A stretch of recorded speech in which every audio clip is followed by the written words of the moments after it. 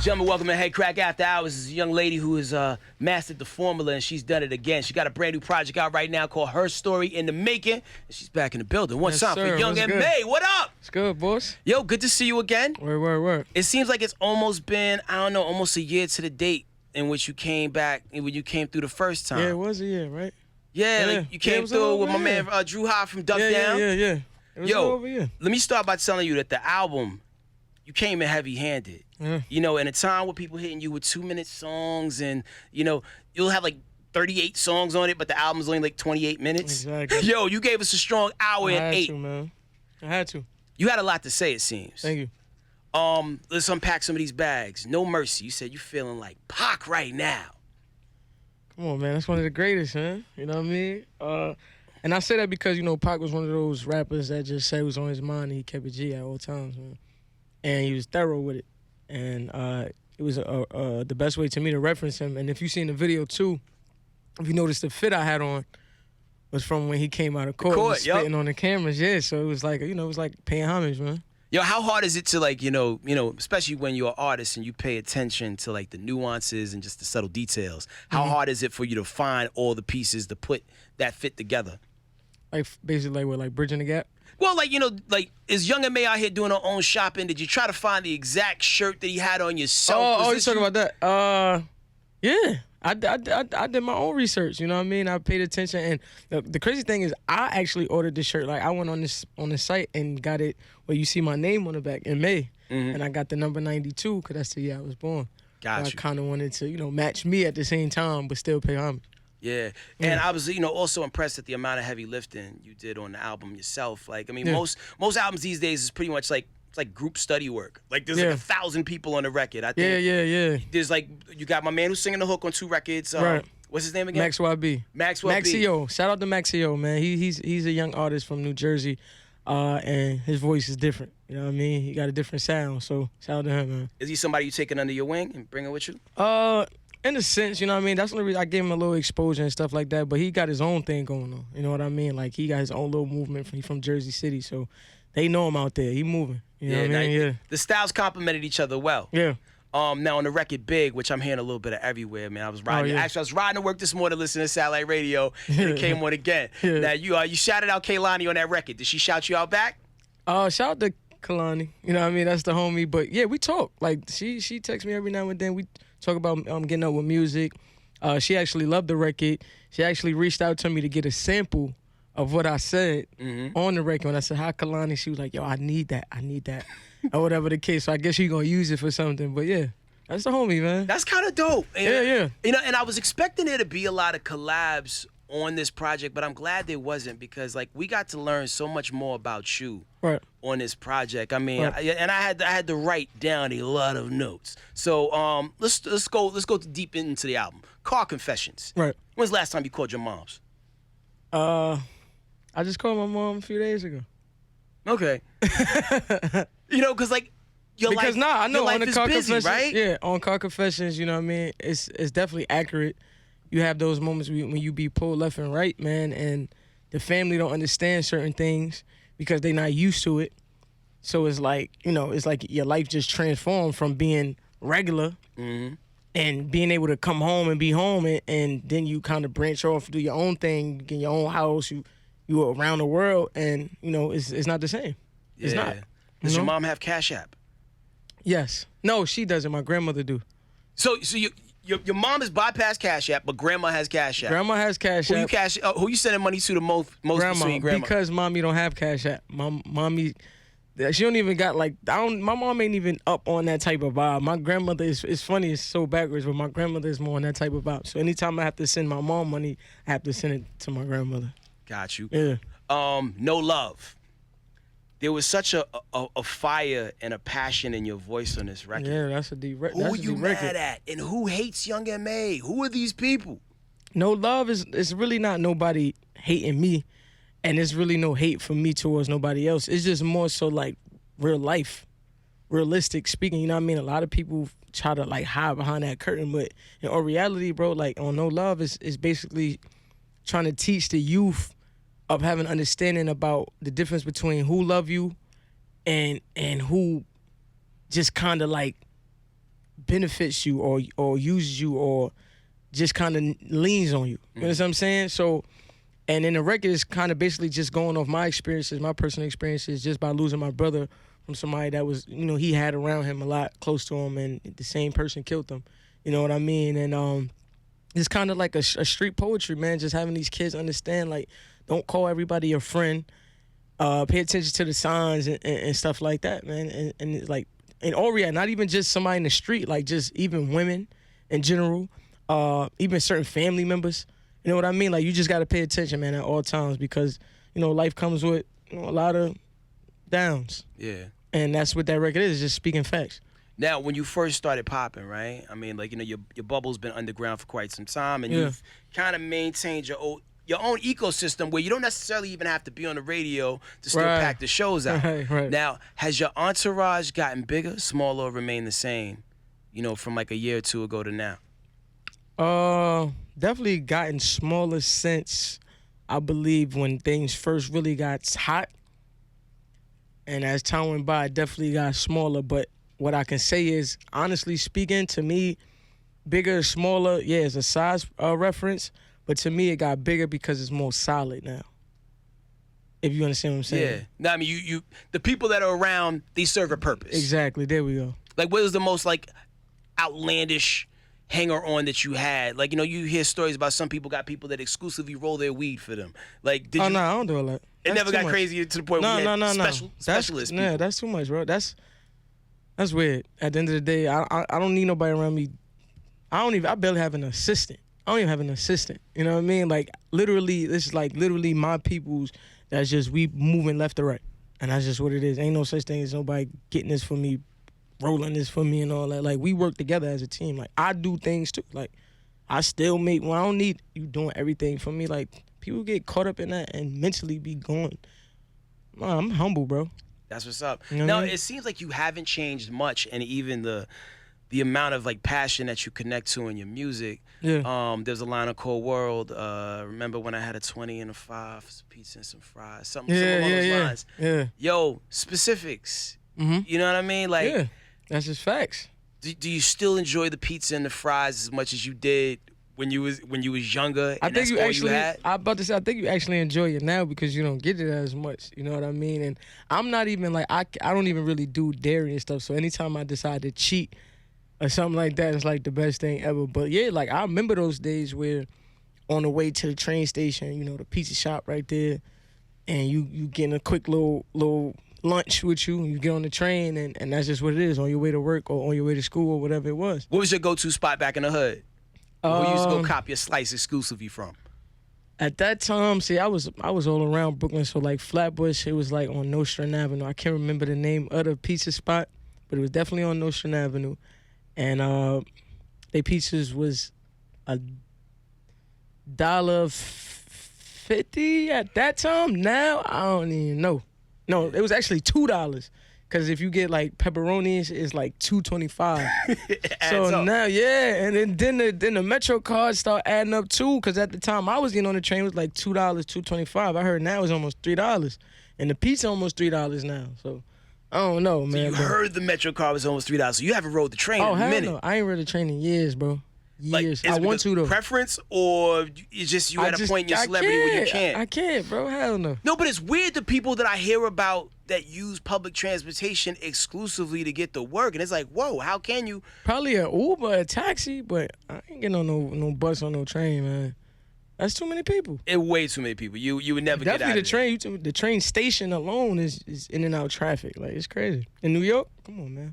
So the level of fame that you have now, would you want to pause it and keep it where it's at, or would you can you function? I guess I like where it's at. I don't want too much fame, bro. That it becomes depressing, bro.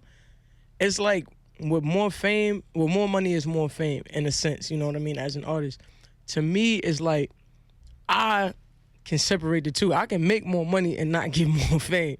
Like, I'm good with that. You know what I mean? I'm good with the more money, less fame type vibes than more fame, more money, more fame, more money type vibes. So listen, I know I'm building more, fan bases because even on like social media, my following is going up and getting, seen more. So it's like more people discover me because the whole world don't know me yet. Right. You know what I'm saying? Still people out there who don't know who I am. So, and that's slowly building. So, long as it's just building gradually and there's people that's just loyal and locked in, then cool. Long as it ain't just that fan bandwagon type vibe, I'm good. Now, do you have a name for your followers?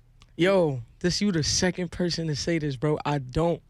And this is a sign right here that I need to go ahead and brainstorm that, like, as soon as I leave this interview. They are rabid. I just want you to know. Like, people that rock with you, rock with you. Like, I don't know if you, like, ever look at the comments on any of your videos, right? I do, bro. So, the one that we did about a year change ago, almost a year ago, like, there was so many people in the comments like, yo, get off her dick, bro. She don't like guys. Stop it. Cut it out. Why you asking these questions? I ask these questions from a space of wanting to know. You know what I'm saying? And like, facts, they gonna get on your ass, yo, bro. It was, like, you know, and there's a whole bunch of people you can't punch because they're women. You know what I'm saying? But that's what it is, man. Like, most people would kill to have people that ride for you the way your fans ride for you. Facts. And that's that. Yo, I'm happy you mentioned that because now it's like when I leave this interview, I'm like, I'm gonna come up with a name.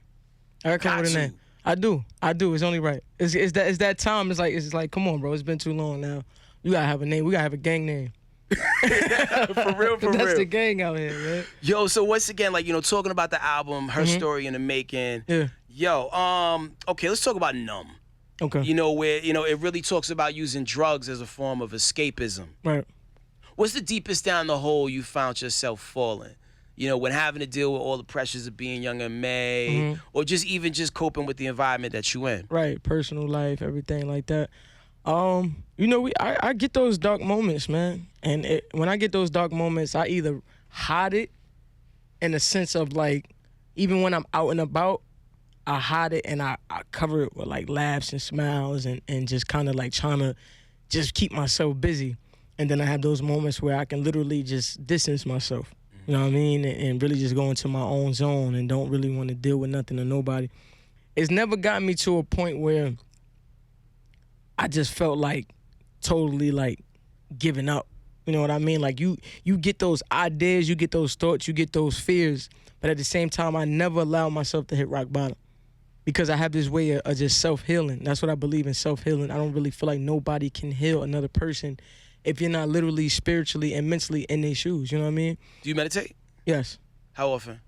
I try to as often as possible. It's times where I feel like I need to more than, you know, other times. But, yeah, I do. Actually, me and my girlfriend meditated last night.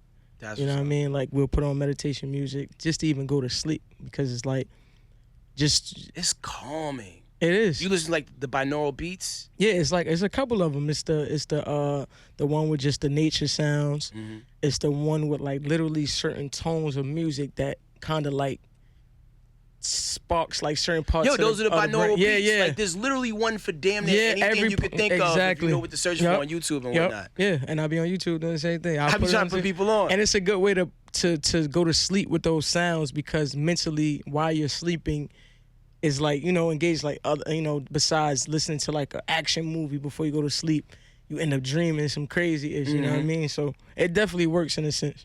Got you. Now down the drug rabbit hole, like, I mean, you talk about, you know, sipping lean, you talk about smoking weed. Right. Is that as far as you've gotten with it? Well, drinking lean, no, that's something I don't do. Okay, maybe I misinterpreted a couple lines. A little liquor, Henny, of course, right? Double cup of Henny, yeah. But yeah, weed, that's it. Drugs like popping pills and stuff like that. Anything to that extent, like even on sober thoughts, when I say I pray my habit never had me turn to cocaine. You know what I mean? Even I never did it before, but I'm just saying, like, you know, it's times where you could find yourself when you use a certain drug for escape and all that, you can dig deeper. You know what I mean? And, absolutely. And, you know, sometimes mentally you can fall into that space, not even knowing to have even control of it. So, no, the most I ever did was liquor and weed, bro. Keeping it basic. Sticking to the rivers and the lakes that we're used to. to. I would have been honest. I would have said it on the album if I went to that route. I would have said, yo, I popped this or I did that. Give us that level of transparency in your music, man. Yeah, and that's up. one of the things that first drew me to you. I think I told you I first got familiar with, one day you was on Weekend Work on Shade 45 years ago. I think DJ Caesar was there, Coach BR, shout out to Caesar. But yeah, like, you know, you really peel the layers back and like the relationship stuff that you get into. Yeah. Like bipolar.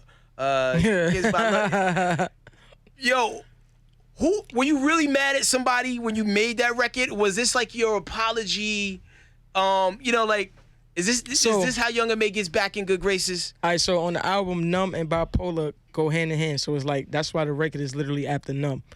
So when you listen to Numb, then you listen to Bipolar. The reason why Bipolar is called Bipolar is because you go from Numb, where you're saying F love, then you go into Bipolar, where you like, nah, like, come down, sorry, you know what I mean? So it's like it's like transitioning.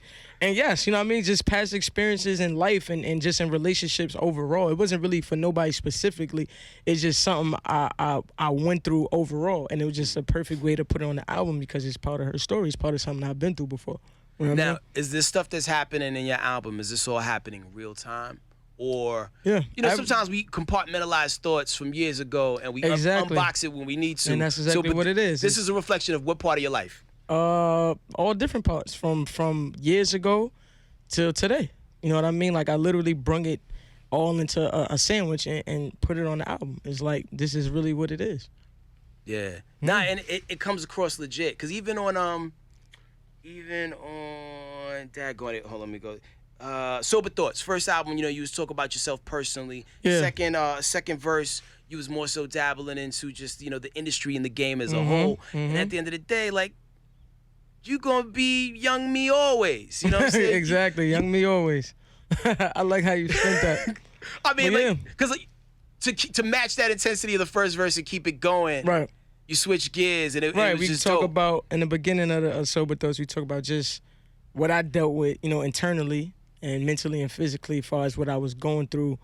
And then the second one is more so the outer part. You know what I mean? It's like the exterior things. It's like, you see the industry, you see the change, you see the shift in relationships, you see the shift in people's attitudes and attention towards you. You know what I mean? When things ain't as hot no more, people ain't on your ish no more as much. You know what I mean? And that's just all facts. That happened in past in the game. Like, people been speaking on this. I'm not saying I'm the first to speak on it. I'm just saying it's something I personally been through. You know what I mean? I seen it, but I knew it. That's why I say it even in a verse. I said, I know the game.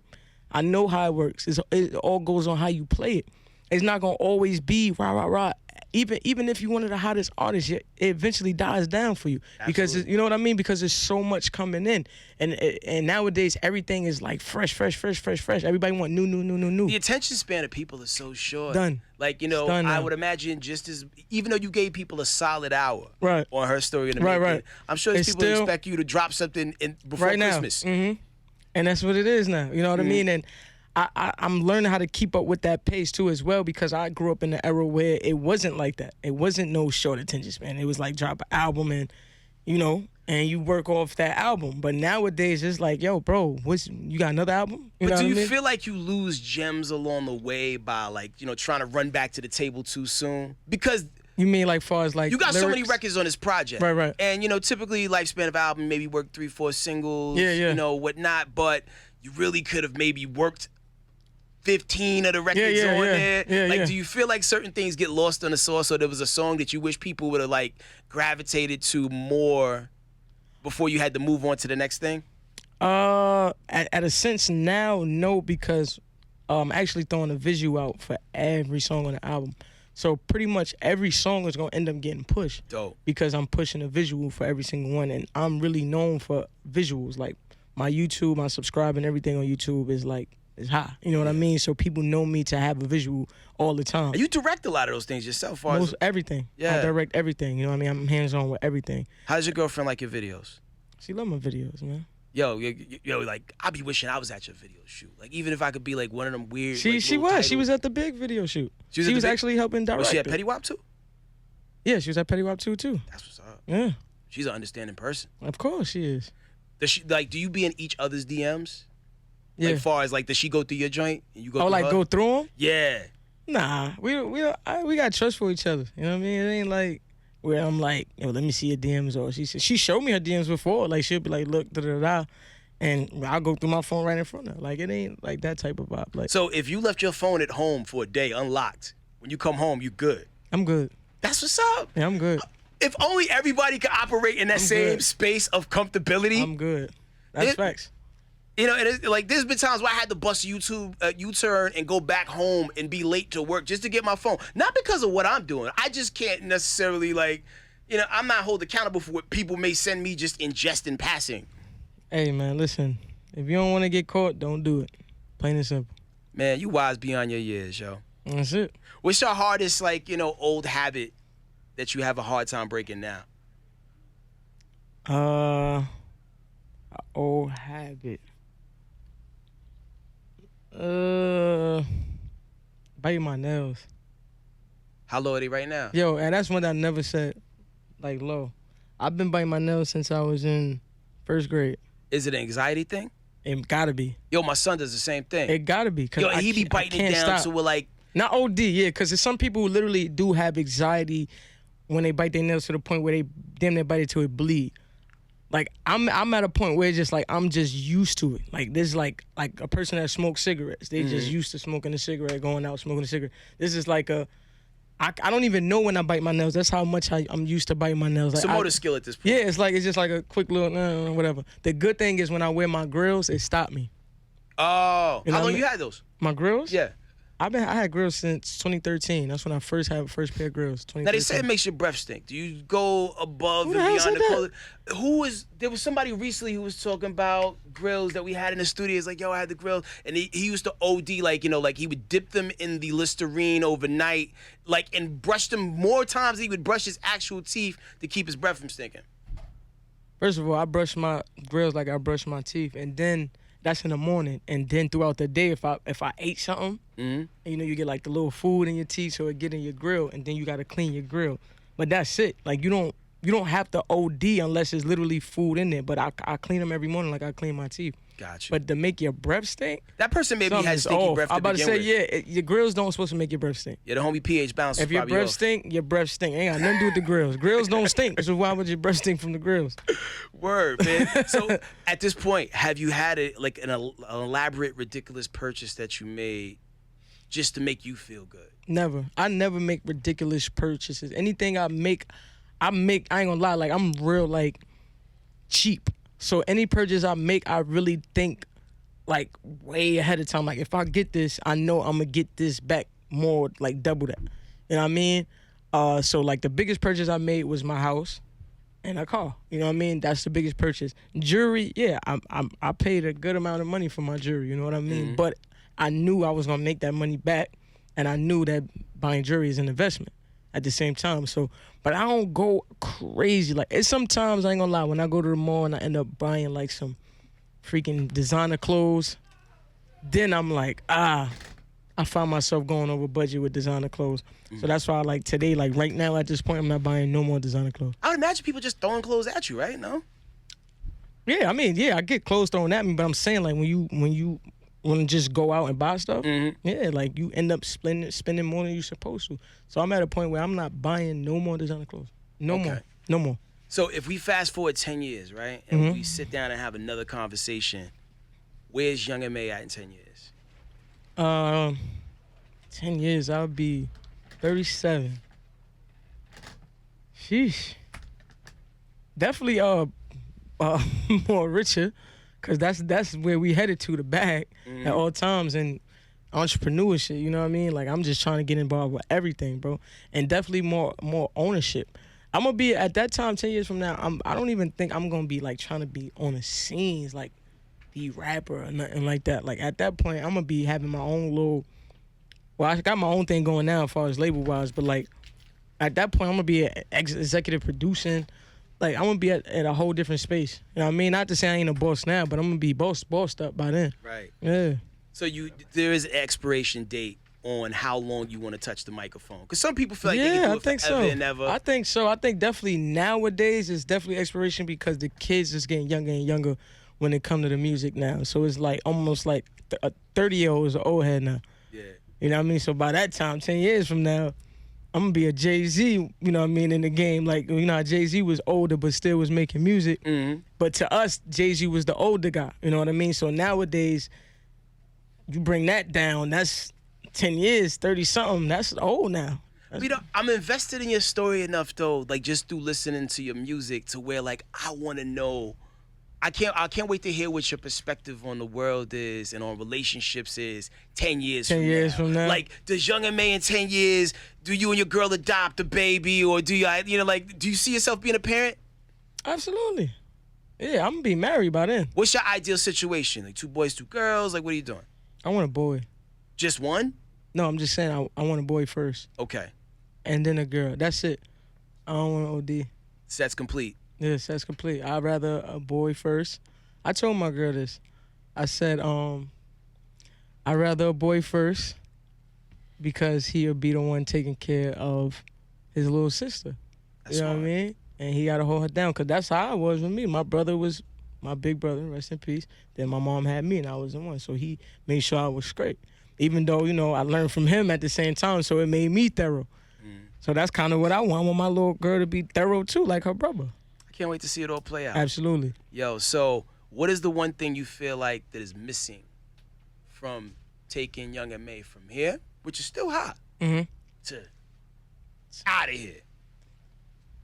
I couldn't even tell you, bro. I move at my own pace. It's like I just move with life and how it goes, and it's not like I'm looking for something to make me more. It's just I'm just trying to learn all the right techniques of just staying here and building here. You know what I mean? So nobody never want to go backwards. So that's what you kind of work towards, is never going back from what you did just yesterday. You know what I mean? Or what you made from yesterday. It's always about, you know, expanding. So that's where I'm not trying to really go into like from here to whoosh. I'm just trying to like take the steps. Increments. Take the scenic route. Some people burn out so fast. I know. You know, like when you look at Lil Nas X and his success, the fact that his first record was so crazy. Yeah. You know, you could sell 30 million albums the first lap, 15 million the next lap. They're like, yo, you fell off, son. It's like, yo, right. 15 million albums, still 15 million yo, it's albums, crazy, bro. It's crazy. But, you know, it's because it's you get the boom, and then it's almost like coming back to me. But that's not a step back though. When you go from 30 to 15, are you kidding me? That's actually, you're going up, because no such thing. Ain't nobody going. That type of success that came with him is like literally what it was. You can't compete with that, because that's the first go. Just like, well, that was the first go. That was the first introduction to people. It's like, oh, who's this? Who's this? You never gonna get that level of fame no more, because people already know who you are at that point. You know what I mean? So it's not gonna be that major. It would be that only, and it'll be that in the sense of like people like, oh, okay, she got another one, or he got another one. But that's it. It ain't gonna be that, oh, who this? Yeah. Because that's a different feeling than somebody that already know who you is, and it's like, oh, you got some new-ish coming on, some hot shit. All right, cool. But that's what it is, man. Does your first show feel like your last show to you? Like far as like that feeling, you know what I'm saying? Like that high of. Nah, you never get that back. That's just facts. You get it. You still get a high, because it's like, damn, look at all this love. Like just the other day when I came out for the Barclays Center for the title show, for the vote show on Tidal. It's been a minute since I touched that Barclays stage. You know what I mean? And I ain't gonna lie, that felt like the beginning. Even though you can't say that, because that first feeling is a whole nother high, because it's like it's first for you mentally. Right. You know what I mean? Because everybody dreams to get to the Garden. Exactly. So when you Barclays. first get that's different. More so where it's like, oh, like, all right, I'm back in action. So that's that back in action feeling. And then the first one is just that I'm in action. Like, this is it. So it's like two different highs, but they both highs. Now, to the artists that may be watching this, right? Describe the feeling of the first time that you perform and you got a record that people know. Yo. You put the mic down and they do it for you. And they just sing it for you? How that feel? Yo, you can't say how that feel. That's just a feeling, bro. It's like, it's airy. It's just like you can't verbally express that, bro. That's just like, it's in your presence, it's in your eyes, it's in your spirit, it's in your soul. So a motherfucker that get that feeling, they gonna know exactly what I mean by me not even saying nothing. Just by what I just said, they gonna know, oh yeah, I get it. I feel like the best spirits and the best feelings are the ones that you can't explain, and you gotta live through it. You gotta live through it. Nobody knows how it feels to lose somebody close to them. Exactly, until it happens to them. When people say, can't I know explain what you're going through, you don't. Can't talk about it. You don't. And I Nothing get to it. say.